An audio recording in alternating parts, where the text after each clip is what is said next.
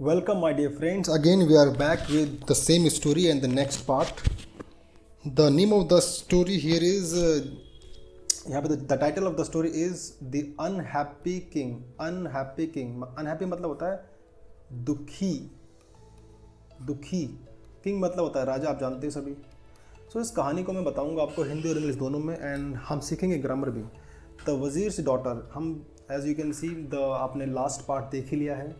सो अगर आपने वो देखा नहीं है तो फिर जाओ देखो और मज़े करो ज़िंदगी के.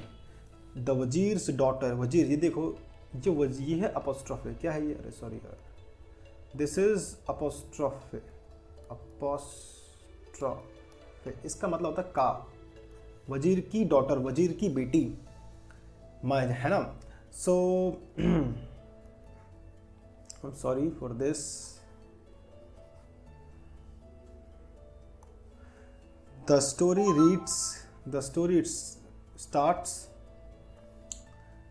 For 3 years, कहाँ लिखा है ये रहा. For 3 years, King Shahryar married a new wife every day. मतलब वो क्या करता था, हर 3 सालों तक जो राजा शहरियार था उसने हर 3 साल तक हर रोज एवरी डे उसने शादी करी एक नई पत्नी से. मतलब 3 साल तक उस राजा शहरियार ने डेली एक पत्नी से शादी करी, एक लेडी से शादी करी. And every morning the executioner cut off the head of the Kings new wife. और हर सुबह द एग्जीक्यूशनर मतलब फांसीगार. एग्जीक्यूशनर मतलब फांसीगार, जो उसको फांसी देता था. Every morning the executioner cut off. Cut off मतलब काट देना, सर को धड़ से अलग कर देना. इसका मतलब है सर धड़ से अलग करना. ठीक है. सो एवरी मॉर्निंग यहाँ पे जो ये दा है ना, THE, इसको हम पढ़ेंगे दी. क्या पढ़ेंगे इसको? दी. इसको दी इसलिए पढ़ा जाएगा क्योंकि जो ये नाउन, जो ये नेक्स्ट जो वर्ड है ना नाउन, ये वाउल साउंड से स्टार्ट हो रहा है. किससे स्टार्ट हो रहा है? वाउल साउंड से. ये इसे वाउल नहीं पढ़ेंगे, इसे पढ़ेंगे वाउल. तो ये है वाउल साउंड से शुरू हो रहा है. तो वाउल साउंड से शुरू होने से पहले अगर कोई भी नाउन हो जो वाउल साउंड से शुरू हो रहा है तो उससे पहले अगर THE लिखा हो तो उसे दी पढ़ेंगे, अदरवाइज दा. जैसे कि दी एलिफेंट. क्या है? दी एलिफेंट. ये भी आपका जो है वाउल साउंड है. दी एप्पल. ठीक है. लेकिन द किंग, क्योंकि जो ये वाउल साउंड नहीं है, ठीक है, इसीलिए इसको दा पढ़ेंगे. इसलिए every morning the executioner cut off the head of the Kings wife. Head of, sir किसकी? राजा की नई पत्नी का वो सर काट दिया करता था. More than 1,000 girls died. क्या कह रहा है कि 1,000 से ज़्यादा लड़कियां मर चुकी थी इस राजा के कारनामे द्वारा. द वज़ीर वॉज, जो राजा का जो वज़ीर था, द वज़ीर was very unhappy about this. और इस वजह से जो वज़ीर था वो बहुत दुखी था. बट लेकिन ही was afraid of the king. यहाँ पे दा पढ़ेंगे, ठीक है. But he was afraid of the king. लेकिन वो राजा से डरता भी था. जैसे कि Rahul is afraid of dogs. इसका मतलब राहुल डॉग्स से डरता है. Rahul is afraid of his father. Rahul अपने पिताजी से डरता है. ऐसे ही अफ्रेड ऑफ का मतलब है डरना, भयभीत होना. ही was afraid of the executioner. और वो एग्जीक्यूशनर से भी डरता था. यहाँ पे दा पढ़ेंगे, दी पढ़ेंगे, यहाँ पढ़ेंगे the. He was afraid of the executioner. और वो फांसीगार से भी डरता था. TOO, इसका मतलब भी. ध्यान रखना, आल्सो का मतलब भी होता है और TOO का मतलब भी होता है. लेकिन जो टू होता है वो वर्ब, वो सेंटेंस के एंड में ही आता है. He often shut himself in his room. क्या बोल रहा है? He, just a second. He often shut himself in his room and cried. वो ऑफन मतलब है कई बार या बारंबार, बार बार या फिर कई बार. मतलब मैनी टाइम्स, ही ऑफन, यहाँ पे जो टी है ये साइलेंट है। अगर आप अमेरिकन प्रोनाउंसिएशन बोलोगे तो इसे पढ़ेंगे ऑफ्टन, अगर ब्रिटिश प्रोनाउंसिएशन की बात करोगे तो इसे पढ़ेंगे ऑफन। ब्रिटिश में टी साइलेंट है। He often shut himself in his room and cried, वो क्या करता था, अपने को कई बार रूम के अंदर बंद कर दिया करता था और रोया करता था। He prayed to God to help him, he prayed to God to help him, और वो भगवान से भी प्रार्थना किया करता था। किस लिए, ताकि भगवान उसकी हेल्प कर सके। टू हेल्प हिम, हिम मतलब उसकी, यहाँ पे हिज मतलब अपना, ठीक है, पॉजेसिव। वन डे, एक दिन की बात है, समवन हर्ड द वजीर क्राइंग, एक दिन क्या होता है कि कोई वजीर को रोते हुए सुन लेता है। That person was the vizier's daughter, वो इंसान कौन होता है, वो इंसान होती है वजीर की डॉटर। आ गया ना अपॉस्ट्रोफी, वजीर की डॉटर मतलब वजीर की बेटी होती है। शी वॉज ब्यूटीफुल, वो कैसी थी, वो बहुत सुंदर थी, क्लेवर चालाक थी, एंड गुड, और वो अच्छी इंसान थी। And her name was Shahrzad, उसका नाम क्या था, शहरजाद। द वजीर loved her more than anything in the world, मतलब द वजीर को अपनी बेटे से बहुत प्यार था, मतलब इस दुनिया की किसी भी चीज़ से बढ़कर वो अपनी बेटी से ही प्यार करता था। Shahrzad walked into her father's room, वो अपने पिताजी के रूम में जाती, आ गया ना दोबारा अपॉस्ट्रोफी, वो अपने पिताजी के रूम में जाती है। वाई, ये आ गया direct speech, quotation marks, comma, quotation marks, and then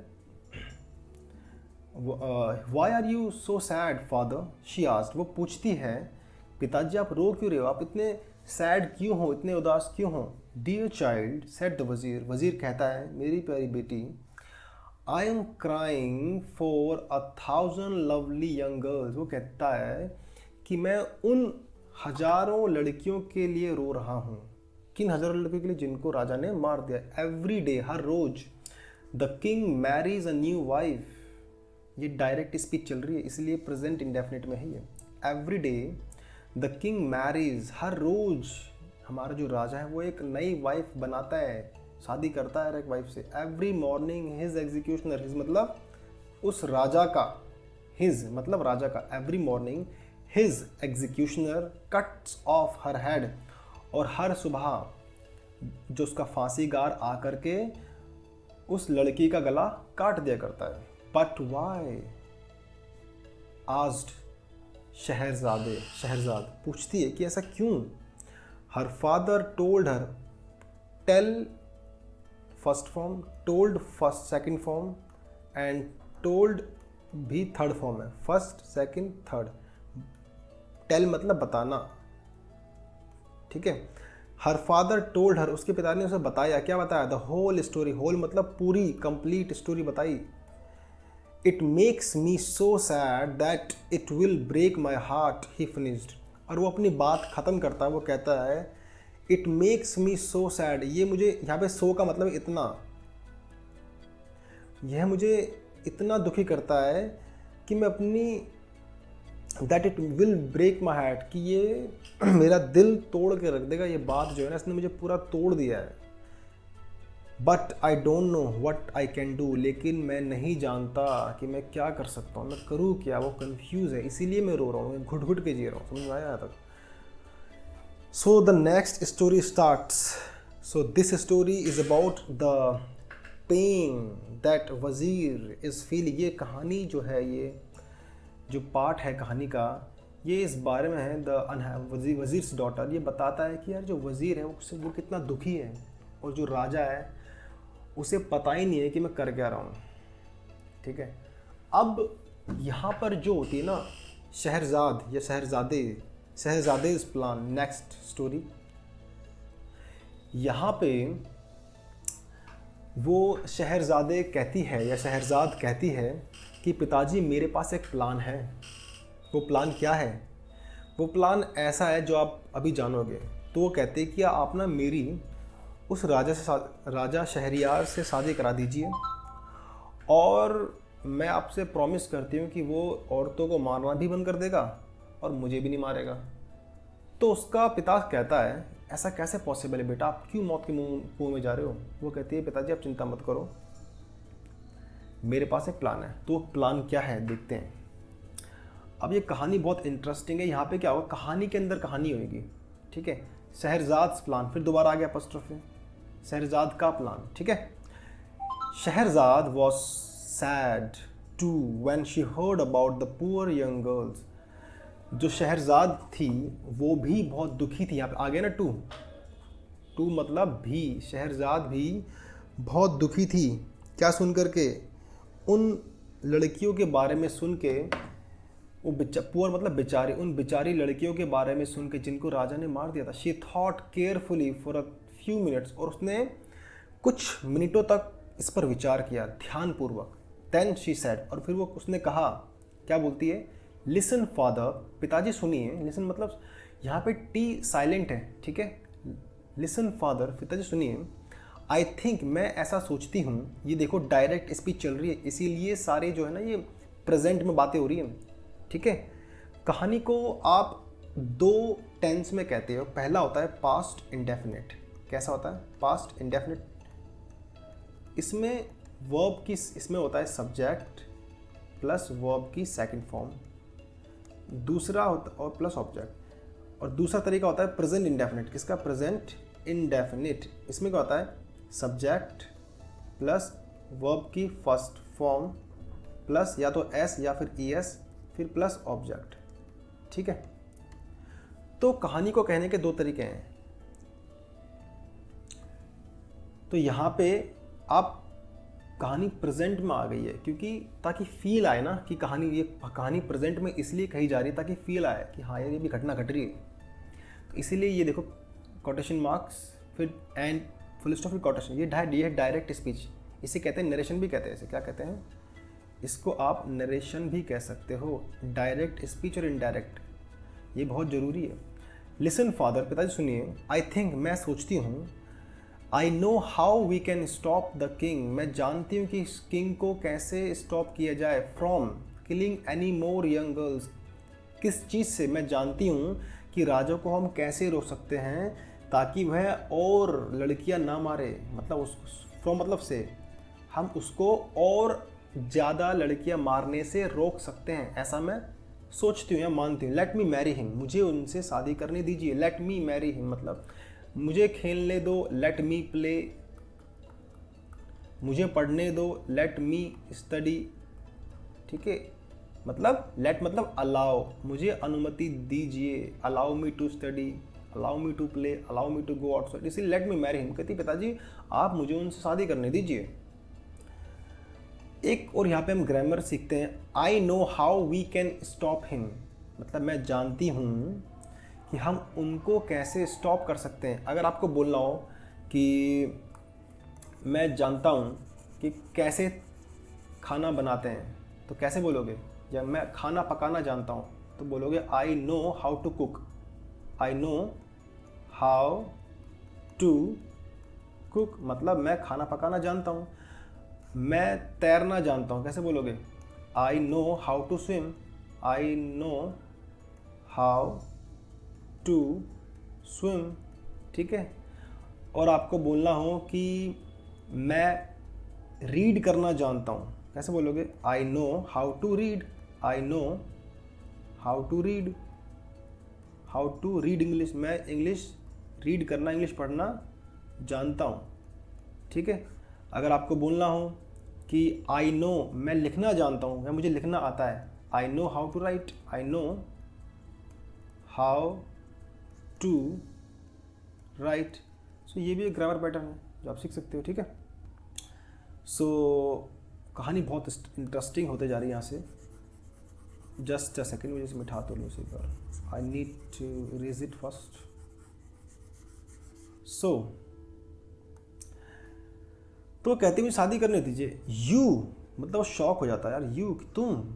O my dear daughter do not throw your life away, कहता है कि मेरी प्यारी बेटी अपनी लाइफ को मत गवाओ। Do not leave your poor old father alone in the world, अपने पिताजी को मत अकेला छोड़ के जाओ, डू नॉट लीव, मतलब मत छोड़ो अकेला। मतलब उन्हें पता है कि अगर वो, क्योंकि वज़ीर जो वो जानता है कि अगर उसकी बेटी शादी करती है राजा से तो वो अगले दिन मरवा देगा। फादर क्या कहते हैं, father please do as I ask you, as मतलब जैसा या जैसे, कहती है please do as I ask you, please वैसा ही करिए जैसा मैं आपसे बोलती हूँ। यहाँ पे आस्क का मतलब हालांकि पूछना होता है, लेकिन पोलाइट होने के लिए हमने आस्क किया है। Do as I ask you मतलब वैसा ही कीजिए जैसा मैं आपसे बोलती हूँ। जैसे कि हम बोलते हैं यार अगर आपको कभी पैसे की ज़रूरत पड़ा तो मेरे से मांग लेना, क्या बोलोगे आप, तो मांग लेना, मांगना। इफ़ अगर you need, if you need money you can ask me, you can ask for, you can ask for, ask for मतलब मांगना। ऐसे ही you do as I ask you, polite होने के लिए आप वैसा ही करिए जैसा मैं आपसे करने के लिए पूछती हूँ। मतलब बेसिकली यहाँ पे आस्क आया है ताकि मैं आपको ऑर्डर नहीं दे रही हूँ, मैं आपसे पोलाइटली कह रही हूँ अगर आप ऐसा करें तो ठीक रहेगा। So do as I ask you. तो इस यहाँ पे टेल का इस्तेमाल भी हो सकता है लेकिन थोड़ा वो रूड हो जाता। तो इसीलिए जब भी हम अपने किसी सीनियर से बात करें तो हम आस्क करते हैं, tell, do as I tell you, वैसा ही करिए जैसा मैं आपसे बोल रही हूँ, थोड़ा रूड हो गया। आई हैव अ प्लान, मेरे पास एक प्लान है। आई हैव अ कार, मेरे पास एक कार है। आई हैव मनी, मेरे पास पैसा है। तो ये हो गया पोजेसिव, ठीक है, have. King Shahryar was very happy, बहुत खुश था। व्हेन ही सॉ शहरजाद, जब उसने देखा शहरजाद को तो बहुत खुश हुआ राजा। Why didn't you bring this one to me before, before मतलब पहले। वो कहता है कि आप मेरे पास इसे पहले क्यों नहीं लाए वज़ीर, क्वेश्चन मार्क पूछ रहा। ही सैड, बोला कि यार तुम मेरी, ये डायरेक्ट स्पीच है, ठीक है, डायरेक्ट स्पीच। तो don't worry, I will teach you the all the tense, question word, direct, indirect, active, passive in the next lessons soon. She is my own daughter, great king. वो कहता है कि ये मेरी खुद की बेटी है। own मतलब खुद की, अपनी, ये मेरी खुद की बेटी है, ये मेरी, it is she is my daughter, ये मेरी बेटी, लेकिन she is my own daughter, ये मेरी खुद की बेटी। मतलब थोड़ा सा और दबाव, जोर देने के लिए, इसलिए ऑन का इस्तेमाल हुआ है, मेरा खुद का, अपना। शी इज़ माई ओन, कहता राजा ये मेरी खुद की बेटी है। ग्रेट किंग, ओ महान राजा ये मेरी खुद की बेटी है। सैड द वज़ीर, वज़ीर क्या बोलता है, दुखी से, वेरी सैडली, दुखी होकर कहता है कि राजा ये मेरी अपनी बेटी है। दैट नाइट उस रात, शहरजाद ले beside the king in his great bed. तो जो शहरजाद होती है वज़ीर की बेटी, वो उस राजा के बड़े बिस्तर में उसी के बगल में लेटती। बिसाइड मतलब ले, मतलब लेटना, लाए, ले, सेकंड फॉर्म। वो उसके बिसाइड, बगल में, बिसाइड मतलब होता है बगल में, बगल में। She began to tell him a story, और जब वो लेटती है तो भाई बातें भी करते हैं वो। तो शी बिगेन मतलब शुरू किया, ये है बिगिन की, begin first form, began second form and begun. तो she began to tell him मतलब राजा, तो उसने राजा को एक कहानी सुनाना शुरू किया। टेल मतलब नरेट करना। So I am also narrating you the story, मैं भी आपको कहानी सुना रहा हूँ ना। Shahryar had never heard a story like it before, तो जो राजा था शहरियार, उसने भी इससे पहले, लाइक इट बिफोर, पहले इस तरह की स्टोरी, लाइक मतलब जैसा, जैसी, ठीक है, इस जैसी स्टोरी उसने पहले कभी अपनी ज़िंदगी में नहीं सुनी थी। देखो ये रहा, बैठा है ना राजा, कितना कड़ू है। यह है वज़ीर की बेटी, क्या नाम है इसका, शहरजाद, ठीक है। तो महल में बैठे हैं ये, she is narrating the story. ये बहुत गुस्से में है क्योंकि यार इसका दिल टूट गया ना, क्या करें। कहते हैं दिले नादा तुझे हुआ क्या है, आखिर इस दर्द दिल की दवा का क्या है।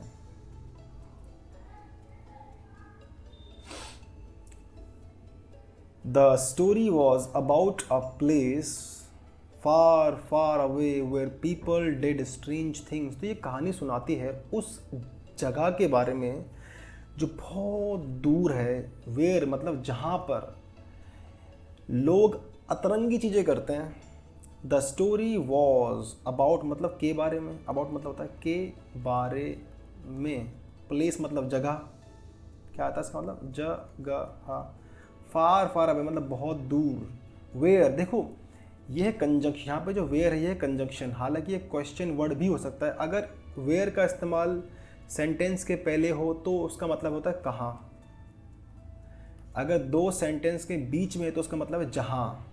ठीक है, ये कंजंक्शन के रूप में इसका इस्तेमाल हुआ है। वेयर जैसे कि वेयर आर यू, आप कहाँ हो। वेयर इज़ योर फादर, आपके पिताजी कहाँ हैं। तो लेकिन ये इस सेंटेंस के बीच में है ना।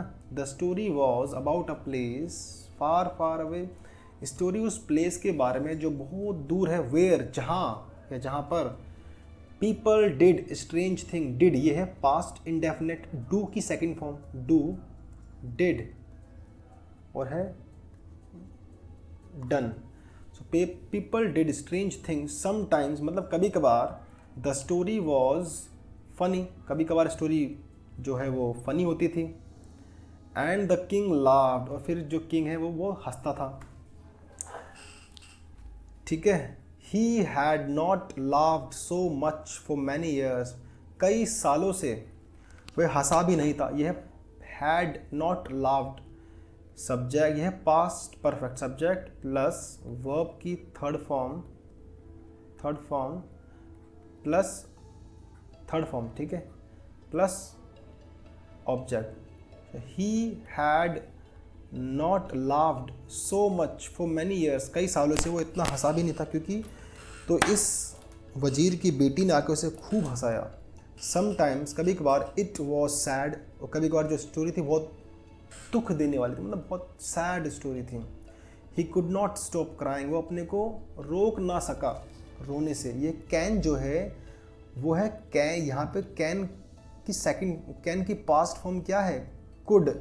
अगर आपको पास्ट एक्शन को बताना हो मॉडल्स के रूप में तो कुड, वह अपने को रोक ना सका, तो कुड जो है वो कैन का पास्ट भी है। ठीक है, he had not cried so much for many years, इतना वो अपनी ज़िंदगी में कभी भी ना रोया। इधर ना वो हंसा था ना वो रोया था, इधर मतलब ऐसा ना ही वो रोया था। ऑलवेज मतलब हमेशा, हमेशा। इट वॉज इंटरेस्टिंग, और ये स्टोरी जो थी हमेशा इंटरेस्टिंग, चाहे वो सैड हो चाहे वो फ़नी हो, स्टोरी जो थी वो हमेशा बहुत ही ज़्यादा इंटरेस्टिंग थी। But before Shehrzad reached the end of the story the day had come, इससे पहले कि शहरज़ाद अपनी स्टोरी के एंड पे आए या स्टोरी को ख़त्म करे, उससे पहले द डे हैड कम मतलब रात ख़त्म हो चुकी थी और सुबह हो चुकी थी। द डे है मतलब भौर हो चुकी थी, मतलब इट वॉज डॉन मतलब सुबह का टाइम हो गया था, सूरज निकलने वाला होता था। Before Shehrzad reach the end of the story, इससे पहले कि वो अपनी कहानी के अंत पे पहुँचे उससे पहले ही सुबह हो चुकी थी, मतलब सूरज निकल गया था। द डे हैड कम मतलब कि जो है रात ख़त्म हो चुकी थी। तो यहाँ से क्या होगा, अभी तक हमने यहाँ तक स्टोरी पढ़ी। I hope you understand and you have enjoyed the story. अब हम करेंगे तीसरा next part of the story. अब यहाँ से क्या होता है कि वो स्टोरी सुनाना शुरू करती है। ठीक है, so the title is the wonderful stories. The son was